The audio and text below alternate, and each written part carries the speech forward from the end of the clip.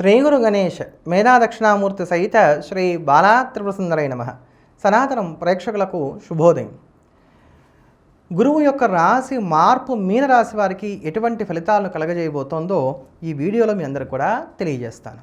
2026 June 2వ తేదీ నుంచి 2027 జూన్ మధ్యకాలం వరకు కూడా గురుడు కర్కాటక రాశిలో సంచారం చేస్తూ ఉంటాడు. అంటే మీ రాశికి సరిగ్గా 5వ రాశిలో సంచారం చేస్తూ ఉంటాడు ఆయన.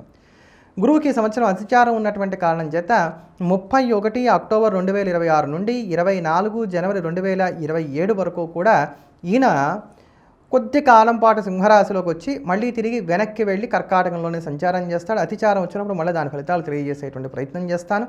మొత్తానికి మీ రాశి వారికి పంచమ స్థానంలో గురుడి యొక్క సంచారం ప్రారంభమవుతోంది జూన్ 2వ తేదీ నుంచి.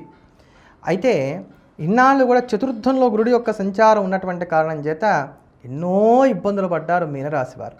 ఆ ఇబ్బందులు అన్నిటి నుంచి కూడా గట్టెక్కడానికి గాను సహకరించేటువంటిదే ఈ పంచమ స్థానంలో ఉన్నటువంటి గురుడి యొక్క స్థితి. ఏమవుతుంది పంచమంలో గురుడు ఉంటే అంటే కనుక అర్థలాభం తదైశ్వర్యం స్వకర్మరతిహర్షితం సదా స్వజన సౌఖ్యంచ పంచమస్తే భవేద్ గురౌ. అర్థలాభం ధనలాభాన్ని కలగజేస్తాడు అనేటువంటి మాట చాలా స్పష్టంగా చెప్తున్నారు. కనుక ఆర్థికంగా అప్పులు ఏవైతే మీకు చేసినటువంటి ఉన్నాయో అవి తీర్చుకోవడానికి అవకాశాలు అనేటువంటివి ఏర్పడతాయి. ఆర్థికంగా అప్పులు తీర్చాలి అంటే ఆదాయం పెరగాలిగా, ఆదాయం పెరుగుతుంది.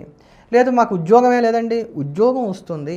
అంటే ఏదో ఒక రకంగా ఎక్కడో ఒక్కడి నుంచి ఒక రూపాయి అనేటువంటిది తీసుకొచ్చి మన చేతికి అందించి నాయన సుఖంగా ఉండు అని చెప్పని గురుడు మనల్ని సంతోషపడడానికి గాను అవకాశం అనేటువంటిది ఏర్పడుతుంది అనేటువంటి మాట మనం స్పష్టంగా చెప్పుకోవచ్చు. తదైశ్వర్యం కేవలం ఒక రూపాయి ఇవ్వడమే కాదు, చక్కటి ఐశ్వర్యాన్ని కూడా ఇస్తాడు అనేటువంటి మాట చెప్తున్నారు. మరి ఇవన్నీ కావాలంటే ఏం కావాలి? ఉద్యోగం కావాలి. కనుక ఉద్యోగాన్ని కూడా ఆయన ఇస్తాడు. పదోన్నతిని కూడా కలగజేస్తాడు. ప్రమోషన్స్ని కూడా ఇవ్వడానికి అవకాశం ఏర్పడుతోంది. మంచి పేరు ప్రఖ్యాతులను కూడా ఇస్తాడు. స్వకర్మరతిహర్షితం చేసేటువంటి పనిని కూడా మనస్సు పెట్టి చేయగలుగుతారు. అంతేగాక ఆ పని వల్ల మంచి గౌరవ మర్యాదలు కూడా ఏర్పడడానికి ఆస్కారం అనేటువంటిది ఏర్పడుతుంది. సంతానం సన్మార్గంలోకి రాగలుగుతారు. మా పిల్లలకు ఉద్యోగం లేదనుకునేటువంటి వారికి ఉద్యోగం వస్తుంది. మా పిల్లలకు పెళ్ళిళ్ళు కాలేదనుకునేటువంటి వారికి పెళ్ళిళ్ళు అవుతాయి. ఏదో ఒక రకంగా సంతానం వలన మీకు మానసిక సంతోషం అనేటువంటిది కలగడానికి గాను ఆస్కారం ఏర్పడుతుంది.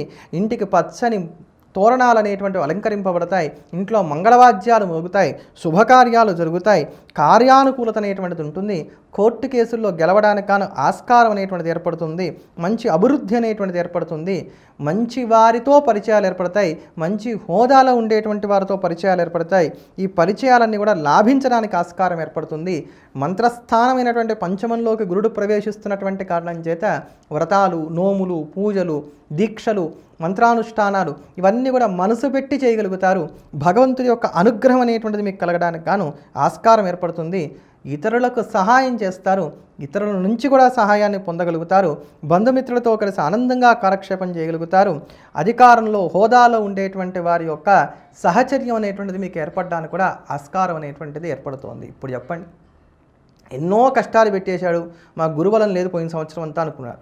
మరి ఇప్పుడు అదే గురుడు ఎన్ని వరాలను మీ మీద గుప్పిస్తున్నాడో చూడండి. కనుక ఇది మంచి కాలం. ఈ కాలాన్ని సద్వినియోగం చేసుకోండి. సంతానం లేనటువంటి వారికి కూడా సంతతి కలగడానికి గాను ఆస్కారం ఉంటుంది ఈ యొక్క పంచమంలో గురుడి యొక్క సంచారం ఉన్నంతకాలము కూడా. కనుక ఈ గురుబలాన్ని కలిగినటువంటి మీరు మరింతగా ఈ ఫలితాలన్నీ కూడా పొందటానికి గాను చక్కగా పెద్దలను గౌరవిస్తూ ఉండండి. వాళ్ళ యొక్క ఆశీర్వాదం తీసుకుంటూ ఉండండి. దేవతారాధనలు చేసుకుంటూ ఉండండి. ఈ ఫలితాలన్నీ కూడా పొందండి. వచ్చే ప్రతి రూపాయిని కూడా సద్వినియోగం చేసుకోండి. ధర్మ కర్మాచరణ చేస్తూ ఉండండి. ఆనందంగా వర్ధిల్లండి. మరో మంచి వీడియోతో మళ్ళీ కలుద్దాం. ఎల్లప్పుడూ దేశాన్ని ప్రేమిద్దాం, దైవాన్ని స్మరిద్దాం. స్వస్తి.